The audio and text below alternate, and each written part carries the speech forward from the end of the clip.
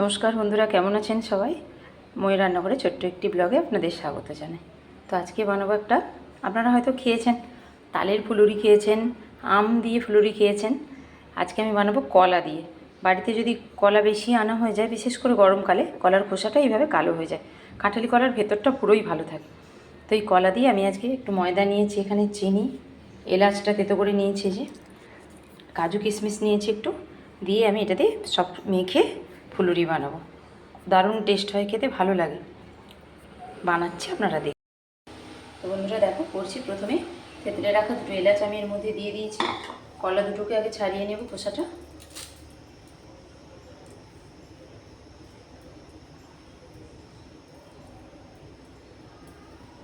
কলাগুলো একটু বেশি পেকে গেলে তবে এরকম ভাব করা যায়, ভালো হয় তাতে টেস্টটা আর কি। এরকম হয়ে গেলে বাড়ির বড় থেকে ছোট কেউই খেতে চাইবে না কলাটা। তো আমি এটাকে হাত দিয়ে প্রথম ভালো করে মিহি করে মেখে নেব কলাটাকে। এটা স্ম্যাশার দিয়েও করতে পারেন, কিন্তু আমি হাত দিয়ে করে নিচ্ছি। ভালো করে গিট গিট যেন না থেকে যায়, ভালো করে মিহি করে এটাকে চটকে নিতে হবে। কলার মধ্যে যদি বীজ থেকে থাকে তাহলে ফেলে দিতে হবে।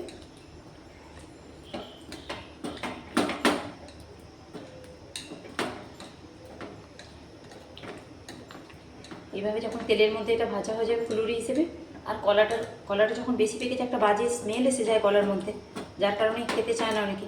কারণ অনেকেই বেশি পেকে যাওয়া কলাটাই পছন্দ করে। তো আমি ভাবলাম দুটো কলা রয়ে গেছে, আমার বাড়িতে তো আর কেউ এগুলো খাবে না, তো আমি এটা দিয়ে এই জিনিসটা বানাবো, কত সুন্দর হবে।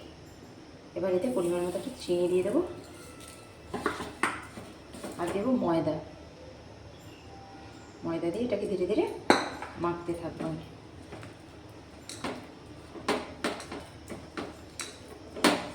এইভাবে ভালো করে মেখে নিয়েছি একদম। আর এবার এর মধ্যে একটু সুজি অ্যাড করবো, যাতে বড়াটা তো বন্ধুরা দেখো, আমি এর মধ্যে অল্প সুজি অ্যাড করে দিচ্ছি, এটাতে মুচমুচে হবে ভালো। দিয়ে আমি আবারও একবার ভালো করে মেখে নেব এটাকে।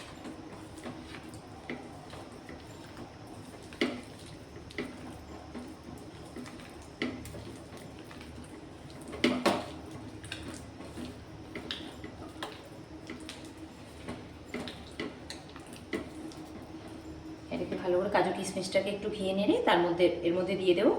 এটা রেডি করে একটু সময় রাখবো, তারপরে প্যানে তেলটা গরম করে এটা তারপরে দেবো, ভাজতে দেবো। বন্ধুরা এটা মেখে রেডি করে রেখেছি, কাজু কিশমিশগুলো একটু ছোটো ছোটো করে কেটে নেবো, ওর সঙ্গে মিশে যাবে, তাহলে খেতে ভালো লাগবে আরও।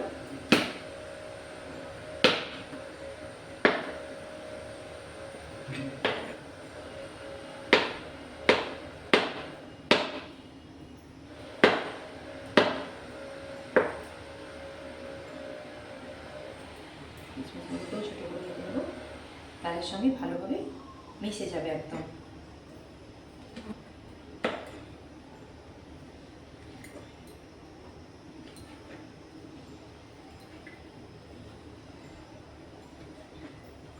এগুলো দিয়ে নিয়েছি, এবার এর উপর থেকে এগুলো দিয়ে দেবো।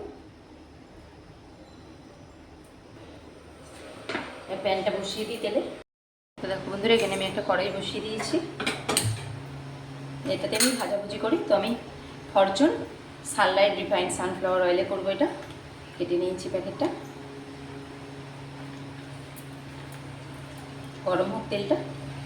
বন্ধুরা তেলটা গরম হয়ে গেছে, আমি একটা দিয়ে রেখেছি প্রথমে, বাকিগুলো দিয়ে দেবো। তেলটা একদম পারফেক্টলি গরম হয়ে গেছে। এইভাবে ফুলুরির আকারে আপনারা বড় ছোট যেভাবে ইচ্ছে এর মধ্যে দিয়ে দেবেন। বিকেলবেলা খেতে বা সন্ধ্যেবেলা টিফিনে খেতে, যে কোনো সময় খুবই ভালো লাগে খেতে। আমার তো বাড়িতে কলা এরম হয়ে গেলেই আমি এই জিনিসটা বানিয়ে করে নিই, সবাই খেয়ে নেয়, তখন কলার আর কোনো এর মধ্যে নামগন্ধ থাকে না।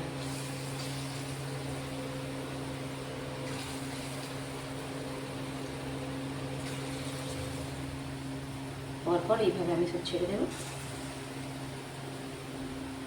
দেখো বন্ধুরা, এবার আস্তে আস্তে এটাকে একটু একদম ওভেনকে স্লো করে দিয়েছি, কেন কি এটার মধ্যে কলা আছে, তো ধীরে ধীরে এটাকে ভাজা হতে দিতে হবে। আস্তে আস্তে উল্টে দেবে, দিকটা লাল লাল হয়ে গেছে, কালারটা চেঞ্জ হয়ে গেছে। তো এবার এগুলোকে উল্টে দিচ্ছি। ধীরে ধীরে একটু সময় নিয়ে এটা ভাজা হবে। তো দেখো বন্ধুরা এবারে লাল লাল হয়েছে, এবার গ্যাসের ফ্লেমটা একটু বাড়িয়ে দেবো। এঁটে গেছে এটা গাটা, এবারে লাল লাল করে ভেজে নামিয়ে নেব। কয়েকটা একটু হয়ে গিয়েছিল, সেগুলো নামিয়ে নিয়েছি আগে এখানে।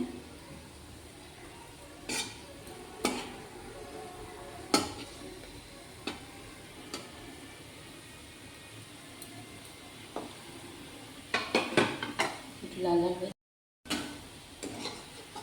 বন্ধুরা বাকিগুলো ভাজা হয়ে গেছে, সব তুলে নিচ্ছি এইভাবে।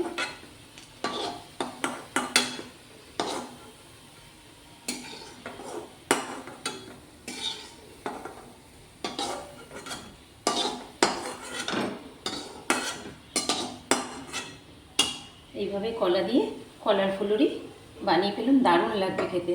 ঠান্ডা করে আপনাদের দেখাচ্ছি কতটা স্পঞ্জি হয়েছে এটা। বন্ধুরা কলা দিয়ে ফুলুরিটা কেমন হচ্ছে, যেমন স্পঞ্জিও হয়েছে একদম, মুচমুচেও তেমন। দেখি শব্দটা শুনে বোঝা যাচ্ছে কেমন হচ্ছে, কত সুন্দর একদম। ভেতরটা এইভাবে হবে স্পঞ্জি একদম, আর হচ্ছে বাইরটা একদম মুচমুচে হয়ে গেছে। সুজি থাকার জন্য বাইরটা শক্ত হয়ে গেছে, খেতেও খুব সুন্দর হয়। তো আমি আপনাদের একটা খেয়ে দেখাচ্ছি, দারুণ হয়েছে যাকে বলে। আপনারা অবশ্যই একবার বাড়িতে ট্রাই করবেন।